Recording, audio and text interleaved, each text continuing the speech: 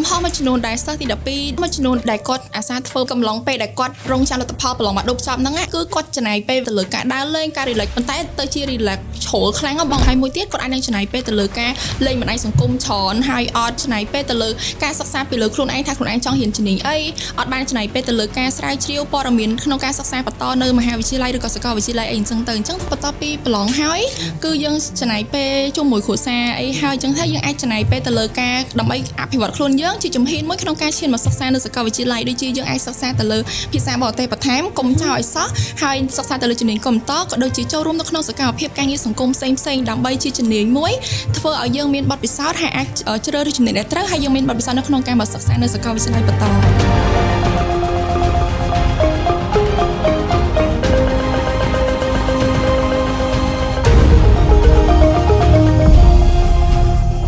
ជំរាបសួរនិងសួស្តីប្រិយមិត្តទូរទស្សនិកជននិងអ្នកស្ដាប់ជាទីគោរពនិងជាទីមេត្រីចាសូមស្វាគមន៍មកកាន់ Velty IU Podcast ម្ដងទៀតហើយតែ episode នេះរៀងចាប់អារម្មណ៍ទីជាពិសេសបងប្អូនទី12ហ្នឹងហ្មងព្រោះអីបងប្អូនទី12មួយចំនួនពេលដែលគាត់ចប់បាក់ឌុបហើយអ្នកខ្លះក៏សម្រាកទៅអ្នកខ្លះក៏ដើរលេងទៅហើយអ្នកខ្លះផ្សេងទៀតក៏ធ្វើអីតាមអីដែលអ្នកខ្លះធ្វើទៀតទៅអ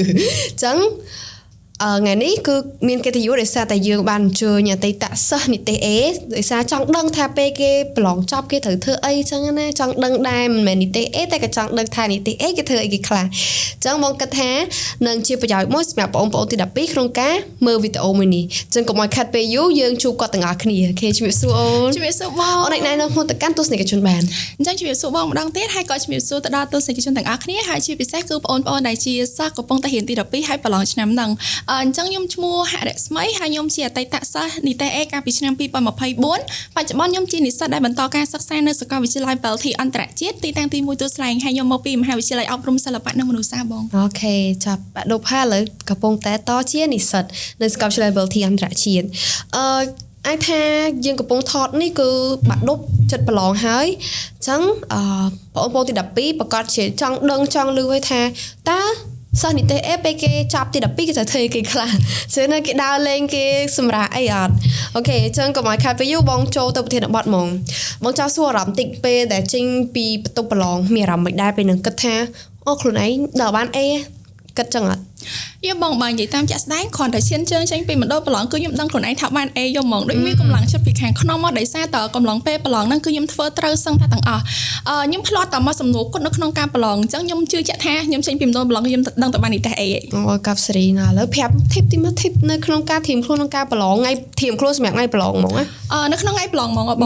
ងមុនពេលប្រឡងមកដប់ហ្នឹងគឺយើងអាចរៀបចំជាសម្ភារៈយើងថែរក្សាសុខភាពអីចឹងទៅប៉ុន្តែ tip នៅក្នុងថ្ងៃប្រឡងហ្មងគឺ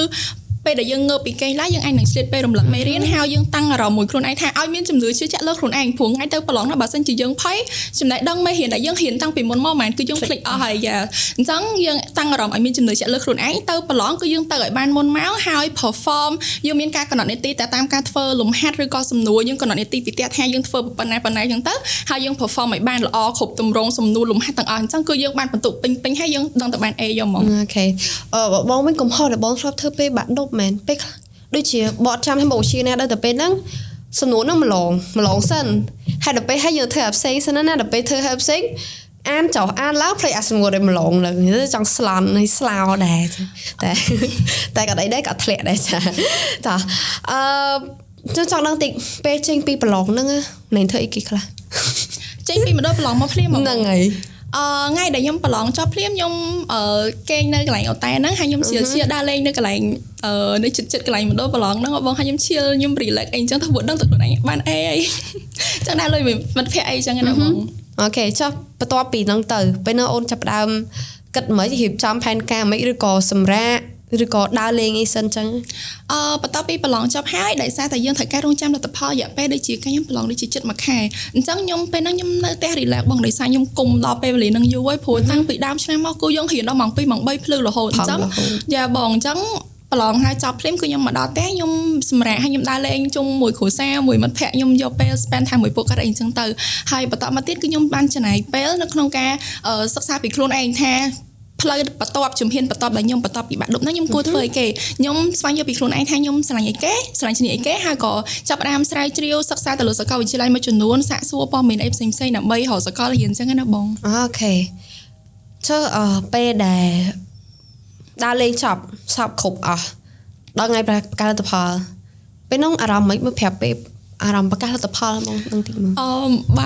ើត្រឡប់ទៅកាន់ថ្ងៃប្រកាសលទ្ធផលវិញមកយប់មុនថ្ងៃដែលប្រកាសលទ្ធផលហ្នឹងគឺគេអត់លក់ឯបងគឺនៅតលភ្លឺគេអត់លក់យកហ្មងមកគេលក់ពេលជិតភ្លឺហើយងើបមកម៉ោង8ជាងដល់ពេលក្រសួងប្រកាសហើយគ្រាន់តែបើកមកឃើញខេតរបស់ខ្ញុំហើយអូទៅដល់ខាងក្រោមលេខតុក325បានតែខ្ញុំសើចឡើងផ្អើលផ្ទះយកហ្មងចាអត់បានស្អត់នៅមណ្ឌលទេណាអត់បានទេបងនៅផ្ទះគ្រាន់តែឃើញក្រសួងប្រកាសមក325ភ្លាមគឺផ្អើលលោតទាំងឆាត Messenger គ្រូអីឆាតមកឡងពេញគ្រប់យកមកលឿនជាងយើងទៀតពេលខ្លះអ្នកដឹកណាអ្នកមើលឃើញលឿនថាគ្រូហើយនឹងមិត្តភ័ក្តិអីគឺតាមដានជាងម្ចាស់ខ្លួននេះចាស់ងើបពីគេមកគេ congratulation បាទអូខេតោះឥឡូវបងចង់ដឹងថាពេលដែលដឹងលទ្ធផលហើយក៏បានដើរលេងអីរយៈពេល1ខែនឹងបានអូខេហើយគិតអីបន្ទាប់ទៀតពេលហ្នឹងពេលហ្នឹងខ្ញុំចាប់ផ្ដើមស្រាវសិក្សាទៅលើជំនាញដែលខ្ញុំចង់រៀនជាក់ស្ដែងខ្ញុំជាសិស្សម្នាក់ដែលជ្រើសរើសរៀនទៅលើសាកលខុសមួយហើយខ្ញុំចំណាយពេលខុសមួយឆ្នាំបន្ទាប់ពីខ្ញុំអញ្ចឹងមកបាទខ្ញុំដូរមករៀននៅសាកលវិទ្យាល័យបាល់ធីអន្តរជាតិពេលហ្នឹងខ្ញុំបានចោះឈ្មោះសិក្សាទៅលើសាកលវិទ្យាល័យមួយប៉ុន្តែនេះក៏ជាអាចថាជាគន្លឹះមួយទៅដល់បងប្អូនឆ្នាំហ្នឹងថាមុននឹងជ្រើសរើសសាកលរៀនក៏ដូចជាជំនាញណាមួយគឺត្រូវតែសិក្សាឲ្យបានច្បាស់លាស់ព្រោះការខ្ញុំពេលហ្នឹងវាថាយើងចាប់ទី12ភ្លាមមកបងអញ្ចឹងយើងរៀងនៅក្មេងបទពិសោធន៍ក៏អត់ទាន់មានអត់ដឹងថាសាកលវិទ្យាល័យណាគួររើរៀនហើយត្រូវសិក្សាស្រាវជ្រាវបែបមកជិះអញ្ចឹងជិះទៅចូលរៀនទៅអញ្ចឹងបញ្ហាមួយគឺការរៀនតាមមិត្តភ័ក្តិឬក៏រៀនជំនាញណាមួយដែលយើងអត់សូវច្បាស់លាស់គិតថាខ្លួនឯងប្រកាសជាស្រឡាញ់ជំនាញហ្នឹងឯងហើយក៏ចុះឈ្មោះចូលរៀនអញ្ចឹងខ្ញុំបានចំណាយពេលខុសទៅសិក្សានៅលើសាកលទៅលើជំនាញមួយដែលខ្ញុំអត់សូវស្រឡាញ់ទេហើយជ្រើសរើសសាកលខុសទៀតអញ្ចឹងខ្ញុំខាត់មួយឆ្នាំបងហើយបន្តមកទៀតបាទខ្ញុំចាប់ផ្ដើមឃើញសាកលវិទ្យាល័យបាល់ធីអន្តរជាតិចាស់ស្ដេចខ្ញុំស្គាល់សាកលវិទ្យាល័យបាល់ធីអន្តរជាតិតាមរយៈការផ្សព្វផ្សាយទៅលើ Facebook page ផ្ទាល់របស់សាកលហើយខ្ញុំចាប់ផ្ដើមឃើញថាសាកលវិទ្យាល័យបាល់ធីអន្តរជាតិវាថា interesting បងខ្ញុំចង់រៀនហ្មងហើយក៏ខ្ញុំចាប់ផ្ដើមមកសាកសួរព័ត៌មានខ្ញុំ research អីចឹងបងហើយក៏មកចូលឈ្មោះចូលរៀនអូខេពេលហៅសាកលហ្នឹងពិបាកមែនដោយសារតែពេលខ្លះយើងអត់អាចទទួលព័ត៌មានបាន 100% ពីសាកលមួយហ្នឹងឯងអ្នកខ្លះពេលចូលមើល comment ទៅគេថាល្អខ្លះថាល្អពេលទៅវា50 អញ្ចឹងពិបាកដែរពិបាកសម្រាប់ជាពិសេសសិស្សដែលគាត់ចប់ភ្លាមនឹងអត់ដឹងថាហើសកលមួយណាហើយមួយទៀតគាត់អត់ទាន់ដឹងថាខ្លួនឯងស្រឡាញ់អីចាដូចអូនចឹងដល់តារៀនមួយឆ្នាំហើយមិនដឹងថាអូខ្លួនឯងស្រឡាញ់នេះខ្លួនឯងត្រូវទៅរកអនាគតចេះទៅរកអនាគតចោះអូខេអញ្ចឹងបងចង់សួរថាពេលវេលាដែលយើងចាប់ផ្ដើមដឹងលទ្ធផលបាក់ឌុបហើយតើពេលហ្នឹងយើងគួរតែប្រើប្រាស់ពេលវេលាបែបណាដើម្បីឲ្យមានប្រយោជន៍ឬក៏អូនមានជាសារអីទៅប្រាប់បងប្អូនទី12ថាក្នុងកំឡុងពេលហ្នឹងត្រូវប្រើប្រាស់ពេលវេលាហ្នឹងបែបណាគិតបែបណាដើម្បីឲ្យវាជាថាមានប្រសិទ្ធភាពដល់ពួកគាត់ហើយកុំឲ្យខុសម្ដងហើយខុសម្ដងទៀតក្នុងការជ្រើសសកលឬក៏ដូចជាជ្រើសរើសផ្លូវដើរទៅមុខទៀត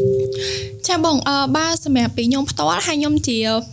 មនុស្សម្នាក់ដែលថាធ្លាប់ដើរស្រួលខុសទៅលើការចំណាយពេលខ្ជះខ្ជាយនៅក្នុងបន្ទាប់ពីយើងប្រឡងបាក់ឌុបនឹងហើយអញ្ចឹងខ្ញុំសូមប្រជាសារមួយទៅដល់បងប្អូនដែលគាត់ប្រឡងបាក់ឌុបឆ្នាំហ្នឹងអញ្ចឹងបន្ទាប់ពីប្រឡងហើយគឺយើងចំណាយពេលជាមួយគ្រួសារអីហើយអញ្ចឹងថាយើងអាចចំណាយពេលទៅលើការដើម្បីអភិវឌ្ឍខ្លួនយើងជាជំហានមួយក្នុងការឈានមកសិក្សានៅសាកលវិទ្យាល័យដូចជាយើងអាចសិក្សាទៅលើភាសាបរទេសបន្ថែមកុំចោលឲ្យសោះហើយសិក្សាទៅលើជំនាញកុំព្យូទ័រក៏ដូចជាចូលរួមនៅក្នុងសកម្មភាពការងារសង្គមផ្សេងៗដើម្បីជាជំនាញមួយធ្វើឲ្យយើងមានបទពិសោធន៍ហើយអាចជ្រើសរើសជំនាញដែលត្រូវហើយយើងមានបទពិសោធន៍នៅក្នុងការមកសិក្សានៅសាកលវិទ្យាល័យបន្តអញ្ចឹងបងចង់ដឹងថាមុនពេលដែលអូនចូលសាកលវិទ្យាល័យហើយអូនជ្រើសរើសជំនាញហ្នឹងព្រោះអីមិញអូនបាននិយាយថាដឹងថាខ្លួនឯងស្រឡាញ់ជំនាញហ្នឹងចាំបងចង់ដឹងថាមូលហេតុអីបានដឹងថាខ្លួនឯងស្រឡាញ់ជំនាញហ្នឹងហើយត្រូវតែរៀនជំនាញហ្នឹងឲ្យត្រូវនឹងអីដែលខ្លួនឯងចង់បានរៀនចូលផ្លុកអីចឹងអូខេចាបងបើសម្រាប់ខ្ញុំផ្ទាល់ខ្ញុំធ្លាប់ជ្រើសរើសជំនាញខុសមួយសាហើយអញ្ចឹងមុនពេលដែលខ្ញុំជ្រើសរើសជំនាញរៀននៅសាកលវិទ្យាល័យនេះគឺខ្ញុំគិតមកខ្លាំងមែនតើជាក់ស្ដែងខ្ញុំរៀនថ្ងៃគឺនៅក្នុងមហាវិទ្យាល័យអប់រំហើយខ្ញុំមុននឹងខ្ញុំចូលរៀនហ្នឹងខ្ញុំបាន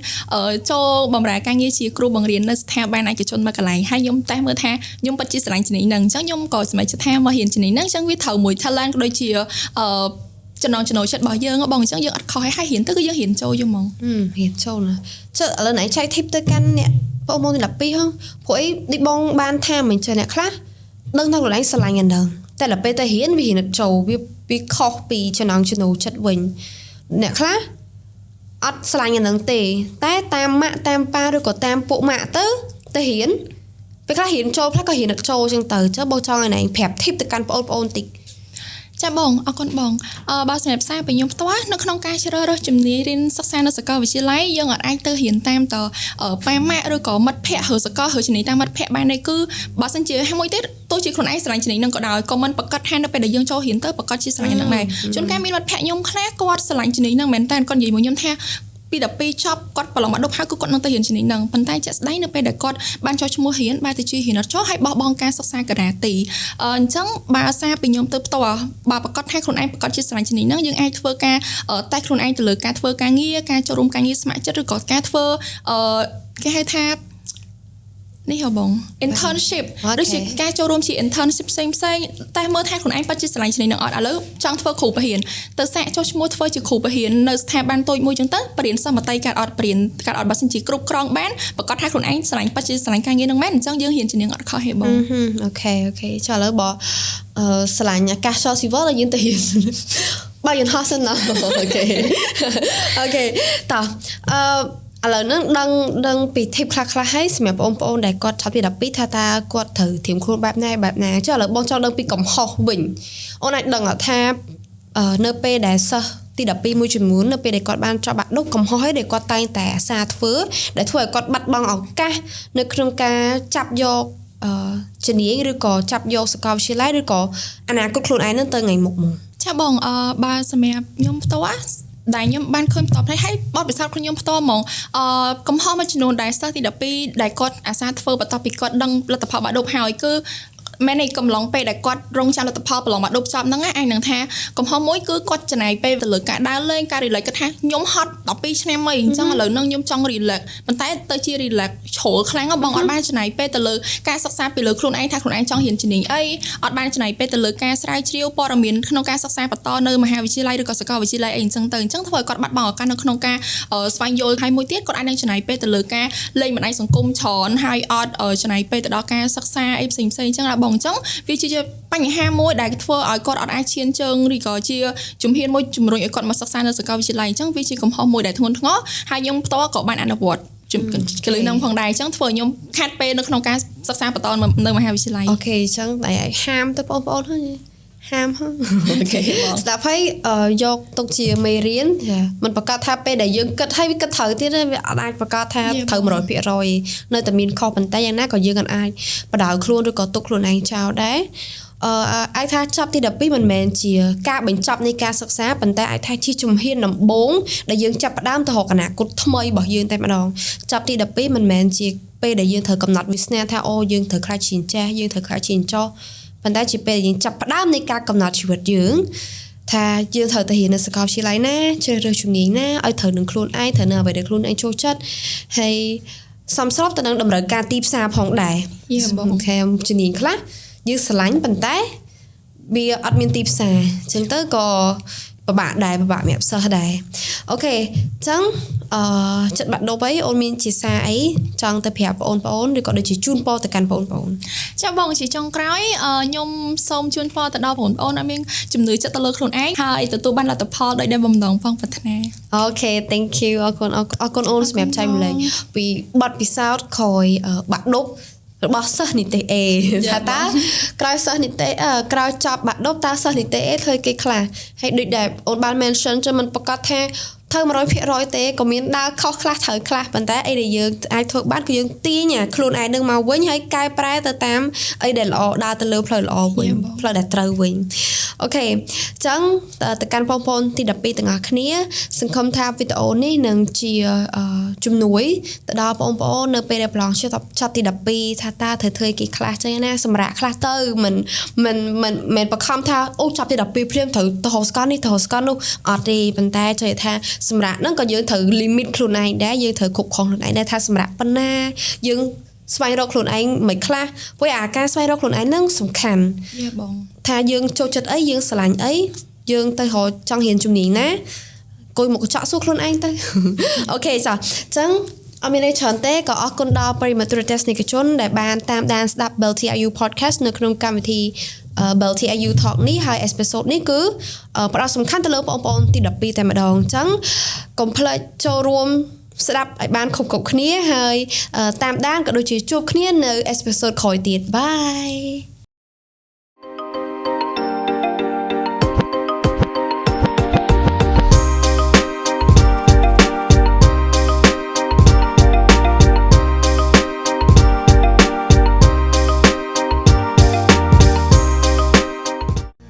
Admiralty International University, the future of global leaders.